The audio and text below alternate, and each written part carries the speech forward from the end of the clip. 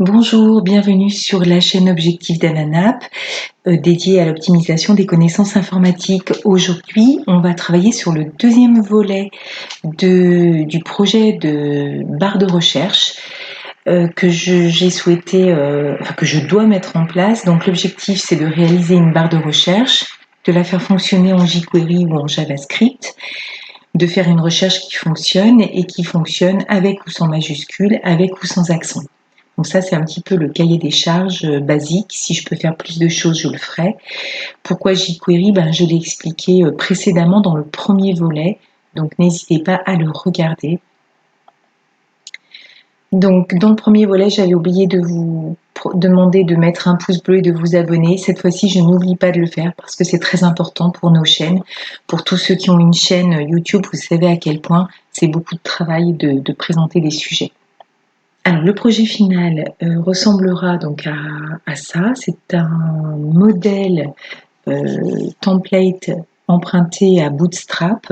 C'est le modèle album que j'ai remanié. Alors, vous voyez bien que c'est pas encore terminé, mais ça devrait ressembler à ça à la fin.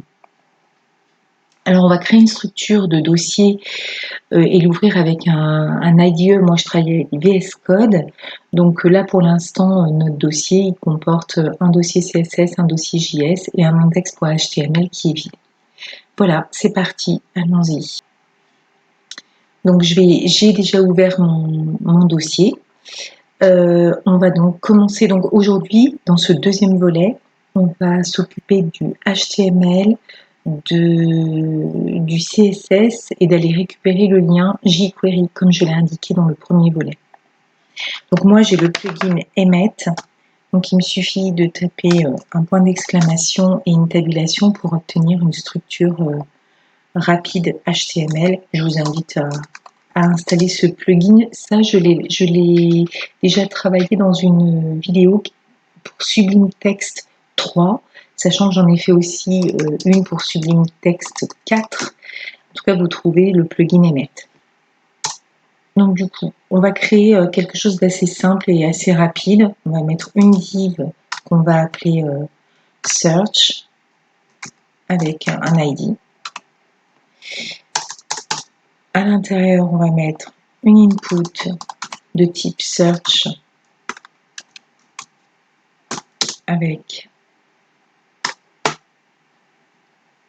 un ID qu'on va appeler search zone et une classe search bar. Voilà. Ensuite, on va créer une UL. Alors là, je vais utiliser également Emmet. Donc une UL que l'on va appeler par une classe filter. Dans l'UL, on va rajouter des lits auxquels on va donner le nom de la classe item. Et dans on aura 3 lits. Dans chaque lit, on aura donc un lien href pour pouvoir naviguer vers d'autres pages. Et on va également utiliser une technique que j'ai vue dans des vidéos en ajoutant un span. Donc on aura l'occasion de le revoir. Voilà, donc tabulation, il me crée la structure et moi j'ai plus qu'à remplir ensuite les éléments. Alors, dans le href, pour l'instant, on va converger vers la même page HTML qu'on va appeler test page et qu'on va créer tout de suite.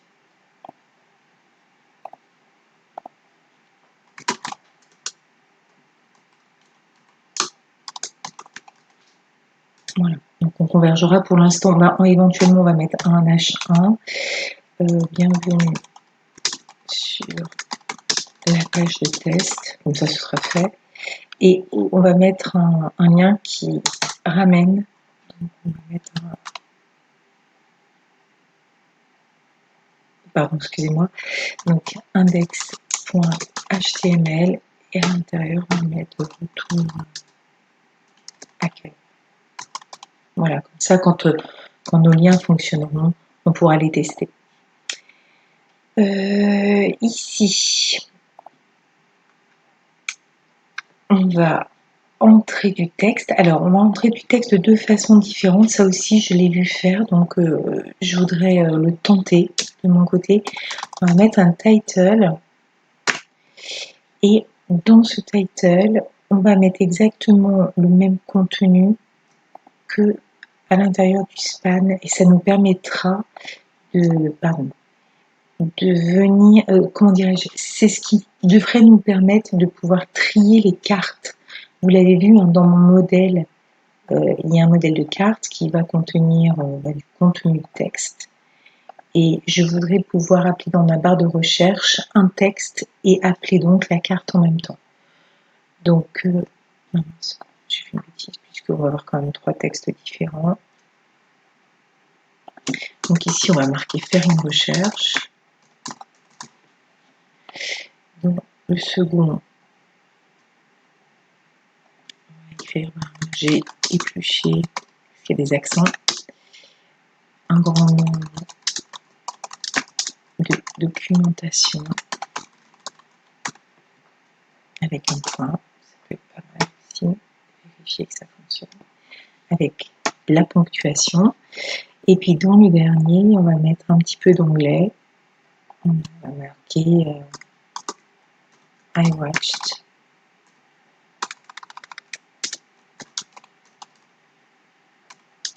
a lot of tutorials. Ok. Donc là, alors, je vais quand même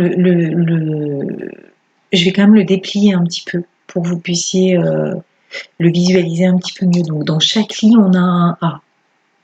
Chaque A a un href avec un lien vers la page de test, un title dont le contenu est équivalent au contenu du span. On a un span.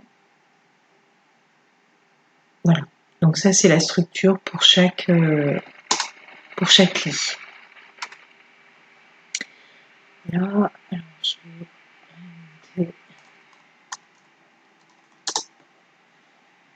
Voilà. Donc je laisse les autres en ligne parce que sinon ça fait beaucoup trop grand et on n'y voit pas grand chose. Je vais quand même essayer de vous agrandir un petit peu momentanément pour que vous puissiez quand même vous faire une idée. Hein, donc, alors, qu'est-ce qu'on a oublié? Ici, on va rajouter un lien puisqu'on va aller créer une page de CSS. On va l'appeler search.css. À la fin, on va travailler du JavaScript, donc on va créer un script avec un lien vers un dossier que moi-même je vais créer qui s'appellera search.js. Et juste avant, on va aller chercher le lien jQuery.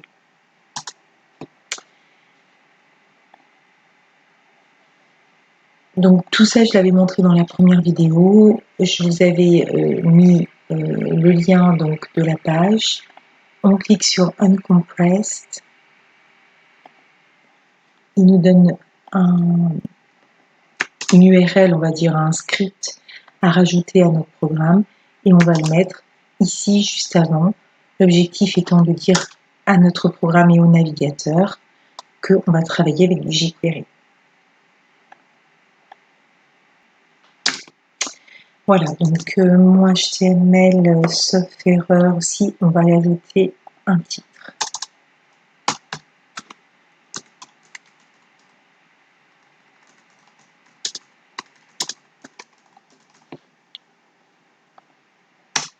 Voilà, on va passer au CSS.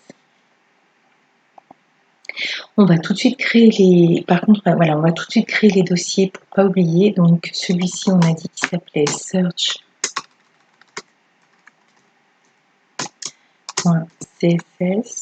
et en JS search.js. Donc en CSS, on va faire un reset, c'est-à-dire qu'on va mettre les marges à 0, puisqu'il y a toujours des marges par défaut et du padding par défaut, donc on l'élimine pour qu'on n'ait pas de surprise, et on peut les rajouter après pour chacun de nos éléments, bien entendu. On va se mettre en box sizing border box pour que nos éléments restent dans leur container. Et on va mettre une font family Verdana.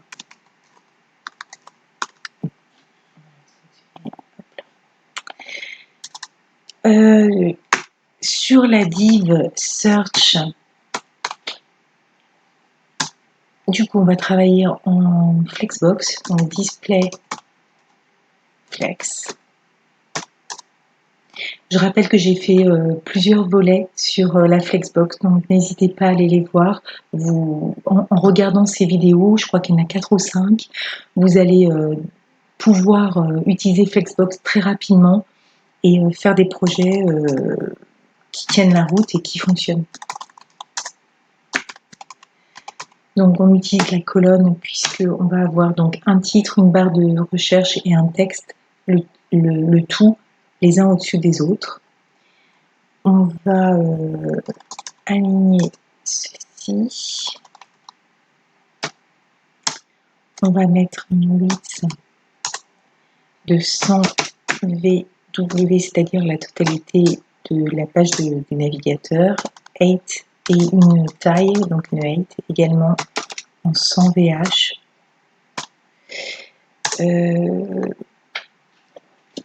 Donc ça, on va mettre aussi une zone de couleur dans un premier temps pour vérifier si ça se positionne comme on le souhaite.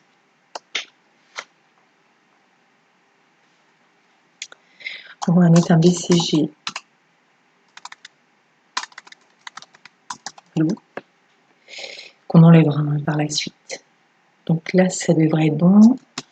Moi, je travaille avec File Server, donc il suffit que je l'appelle pour pouvoir ouvrir mon programme. Il faudra que je revoie avec vous ça par la suite. Je referai une présentation de ce que j'ai pu faire. Donc là, vous voyez que pour l'instant, ça ne ressemble pas à grand-chose, mais c'est pas grave. Donc on reprend ici. On va travailler la barre qui cette fois-ci est une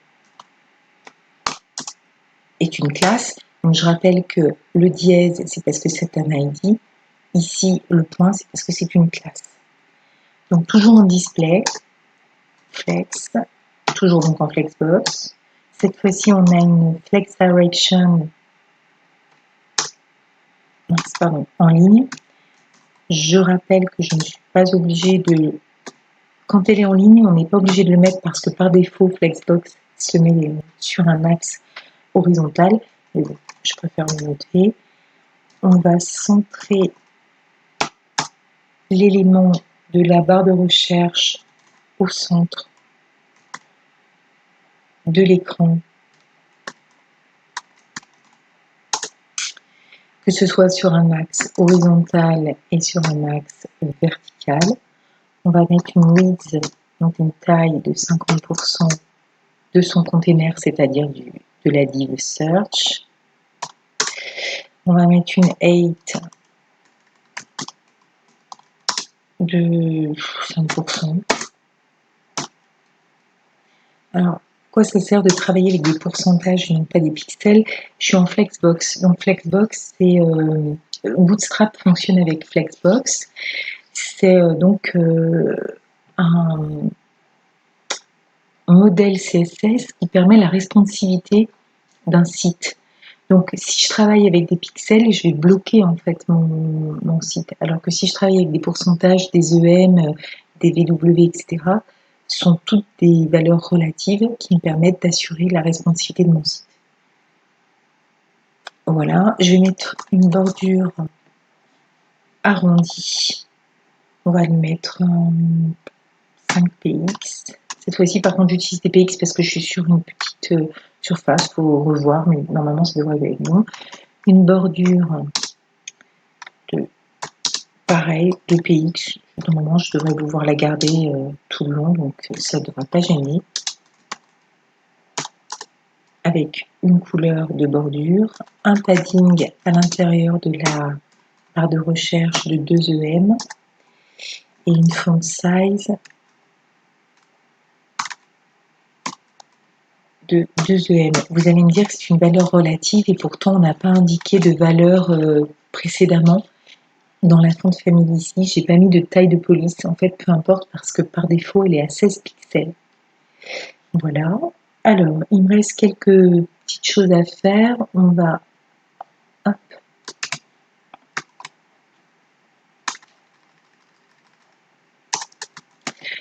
on va ajouter donc une action si, lorsque je passe avec ma souris sur la barre de recherche, on va lui mettre une box shadow, c'est-à-dire une ombre.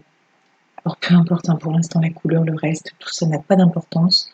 L'objectif dans un premier temps, c'est de faire en sorte de faire une barre qui fonctionne. Après, il sera toujours temps de la positionner dans mon site final tel que je le souhaite, puisque j'ai déjà installé du CSS dans le modèle que je vous ai montré tout à l'heure. Voilà, on va également créer une classe qui va s'appeler Marked, qui permet de, lorsqu'on va faire notre recherche, cette classe va permettre de surligner les éléments recherchés. Par exemple, si je marque je cherche, je vais avoir plusieurs E. Si je commence ma recherche par des E, je vais avoir tous les E qui vont se mettre en surbrillance, en surlignage d'une certaine couleur. Donc là, je vais définir la couleur de surlignage. Pour l'instant, je vais mettre un orange. Il me reste mes items qui étaient des classes, donc je commence par un point. On va mettre une liste style type none, c'est-à-dire que ça enlève la petite puce qu'on trouve généralement devant les listes non ordonnées. Et puis pour les liens, je vais enlever le fait que j'ai un trait sous le A, et puis je vais mettre aussi une couleur de police. Je vais la mettre en black pour l'instant. Voilà, pourquoi? Parce qu'elle est en bleu par défaut sur les A. Donc là, on va vérifier. Voilà. Alors, elle est un peu grosse, la barre de recherche, mais bon, pourquoi pas, c'est un test. On peut toujours la mettre un petit peu moins grosse. On va mettre à 4%. Et puis, on va mettre une margine ici, dans le container, pour descendre le tout sur la page. Cette fois-ci, j'utilise des pixels. Mais je vais essayer peut-être mettre un 40%, ça peut être bien, ça peut éviter de casser la responsivité, pardon, excusez-moi. Voilà.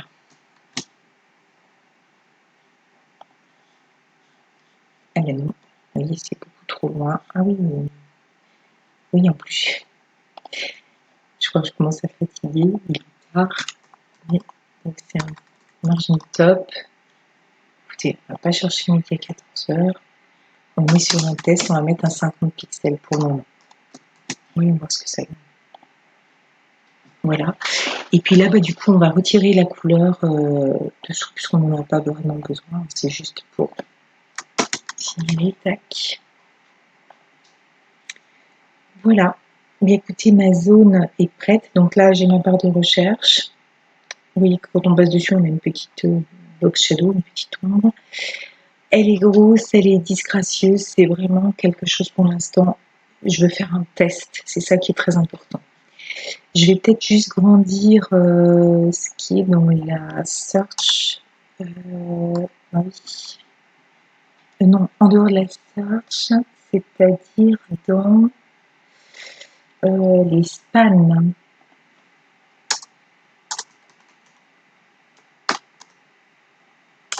Size.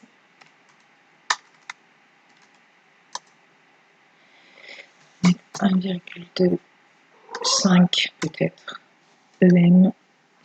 On va voir ce que ça donne. Voilà, comme ça au moins vous voyez un petit peu mieux ce qu'il en est du rendu. Donc voilà, je vous remontre un petit peu ce CSS. Donc voilà le reset. Vous pouvez faire une pause, hein, comme ça vous le reprenez. La div, la search bar,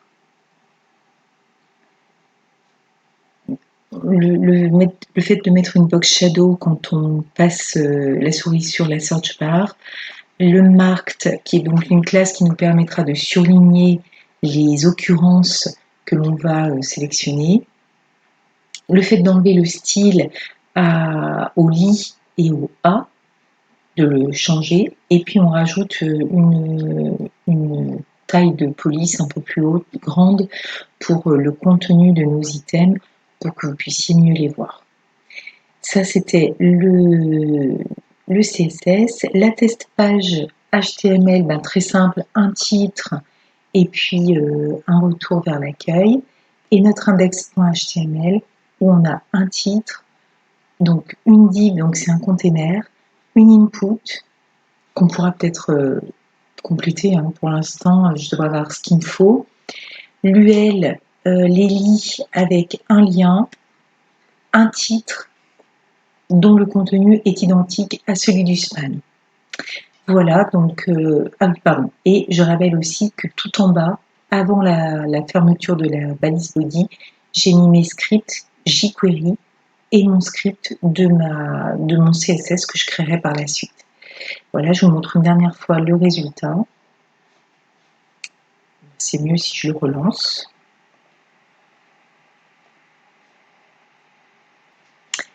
Voilà, il me reste à vous demander de mettre un pouce bleu, de vous abonner. Comme souvent, on vous le répète, mais c'est vraiment un gros travail que de faire ces vidéos et c'est l'occasion de nous récompenser pour ce travail.